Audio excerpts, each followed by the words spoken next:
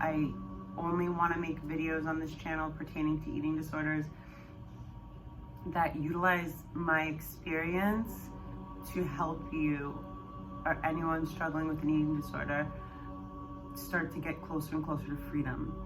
And then if anybody's watching that has somebody that they love that struggles with an eating disorder, to know like legit how real and sort of the weird, how real it is, but also sort of the weird kind of I don't want to say nuances, but some of the things that you don't even notice your friend or loved one that's healing or on a journey from healing from eating disorders might be triggered by. One thing happened today. My friend was like, "You look really healthy." Since I was like in high school, when I would gain that like 4 pounds that would have me out of like the Skeletor look, I would be scared when people would say I was healthy because I would know that I had noticeably gained weight. And so even today, I was like, and I could feel that he sensed my like kind of apprehension of what I like braced myself to not go down this familiar neural path of thought, which is like, oh my gosh, like you've got to slow down, you know, things are getting out of control, Ashley, people are noticing. And he was like basically saying, in the last 2 years since I've met you, you just look so much healthier.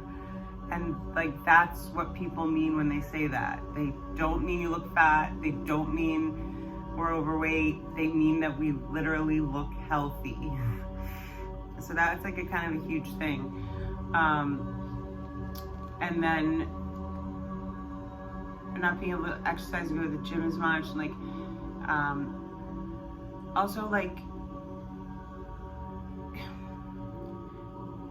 so body dysmorphia is literally like you feel as if you're in a fat suit.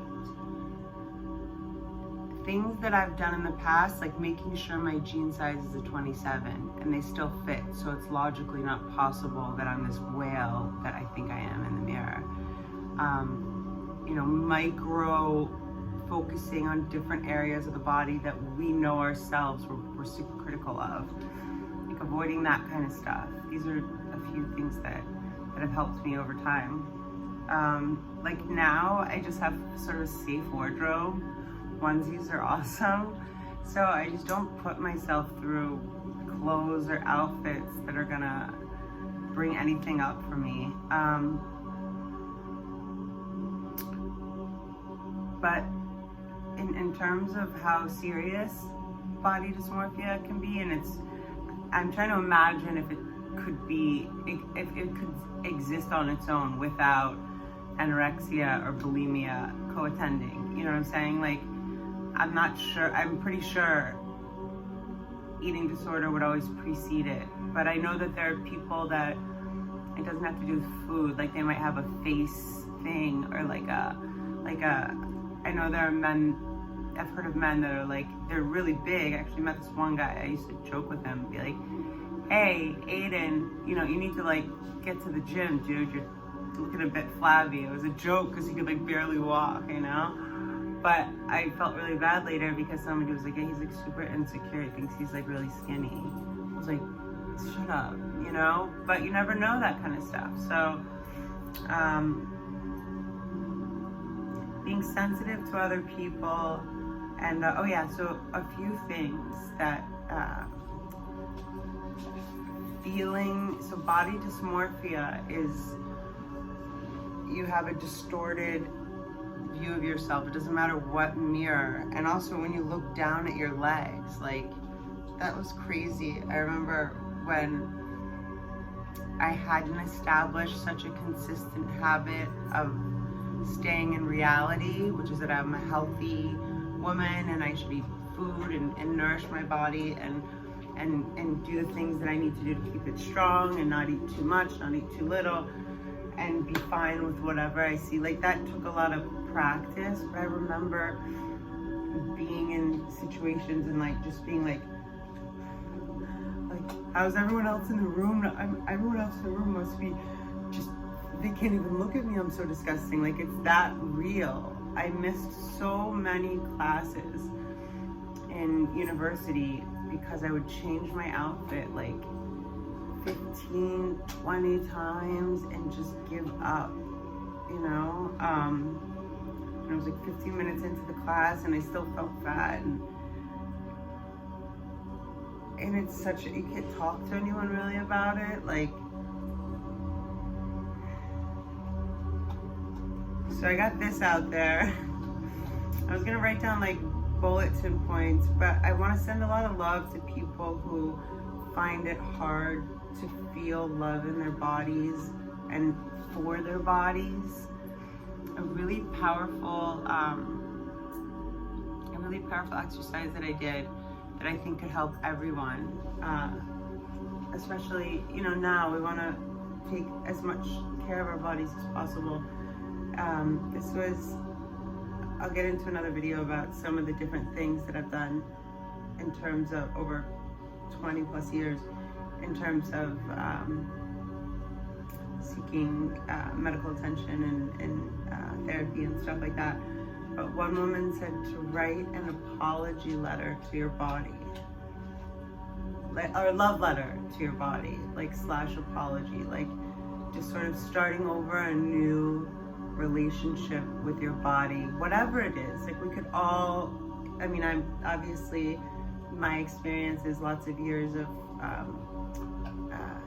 figuring out anorexia. Marijuana is the most helpful thing, the only thing that is been successful in sustaining my abstinence from engaging in bulimic activities, restricting, which is anorexia. But I did not lose, wherever you are on your journey, a letter to yourself, to your body. Like, I love you toes, I love you feet, I love you legs. Thank you for walking me around all these freaking miles. And, you know, you're beautiful, and whatever goals you have for your body, maybe reevaluate and just make sure they're in alignment with the deeper aspects of your spiritual goals too. Because being a stick thin person, and you never actually feel stick thin, which is the whole racket anyway with body dysmorphia, you'll feel, for me at least, my experience, I would feel like, okay, decent enough. And I was like, not fat, you know, but I was like, you know, very sick looking. So I hope that if you found this video, you know that, or at least that you can understand, I'm a person that didn't have a shot in hell when it comes to being able to eat every single day for now almost 10 years and not throw up and not starve myself, and not think about it. It releases so much. Another thing I wanted to point out, for to incentivize people to move forward more and find that strength that's there to want a better life for yourself, is all the time the mind space released from thinking about that stuff, like my thighs and, you know, whatever, all the things we can do with that time, right?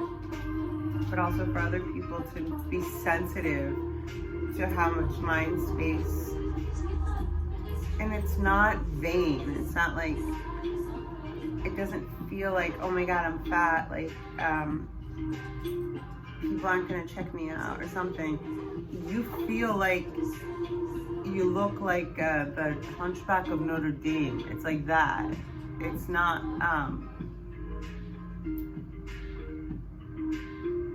it's not about looking cute or like feeling, you know what I mean?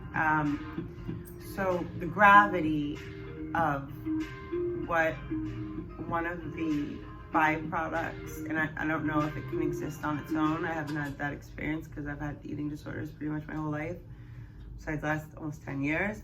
that I've been in recovery, and it's a daily thing. Like I told my friend Joey, like I take care of it daily.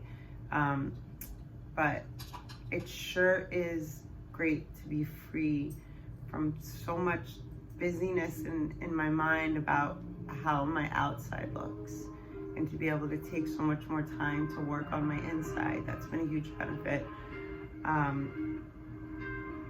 Feeling more self-confident, and also appreciating, you know, we are all, men and women, I mean, mostly women have body dysmorphic issues statistically, but I know a lot of men that struggle with it, especially out here in LA, and we all have beautiful bodies that work really, really well, and I think it's important to connect with our bodies. So if you haven't ever and you're interested, it was a really powerful experience for me to write a letter to my physical body that we don't really think about that much. I mean, I do, but I remember before this I didn't. And just apologize for ever abusing it if you have, you know, like drinking college or whatever, and thank it for all of its work, and make a commitment to be a team, you know, to work with your body and to listen more.